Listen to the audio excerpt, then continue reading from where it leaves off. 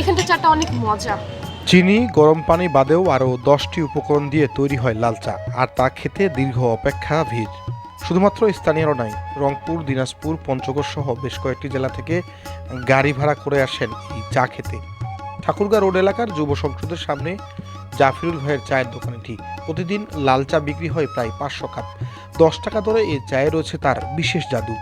এখানটা চাটা অনেক মজা, যাদের আরো বিশেষ করে ঠান্ডা লাগে, সর্দি লাগে, শীতের জন্য এই চাটা অনেক বেস্ট, অনেক ভালো লাগে। চার ফ্লেভারটা কেমন?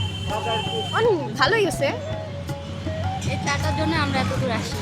অনেকে অনেক দূর থেকে আসে। দারুচিনি দিই, লং দিই, এলাচ দিই, তারপর বিট লবণ দিই, তারপরে চাল ভাজা দিই, তিল ভাজা, পুদিনা পাতা, কালজিরা, মরিচ, মালটা, আচারও দিই। ওগুলা হিসাব করতে গেলে 10টা আইটেম হবে। এই ঠাকুরগাঁও রোডের মধ্যে এই ভাইয়ের চা অসাধারণ। প্রতিদিনেই একবার অন্তত হলেও চাটা খেয়ে যায়। আমি সকালে একটু কম খুলি, বিকাল 4টা থেকে রাত 12টা পর্যন্ত কন্টিনিউ করি।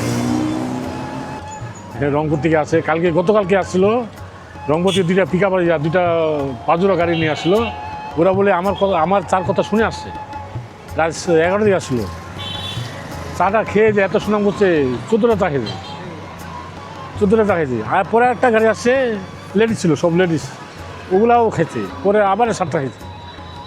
আমি দিনাজপুর থেকে শুক্রবারের দিন দিনাজপুর থেকে আসে, পঞ্চগড় থেকে আসে, গাইবান্ধা থেকে আসে চা খেতে। এখানে বাইক নিয়ে ছেলেগুলো আসে, তারপরে মুরব্বীগুলো আসে, কার নিয়ে আসে।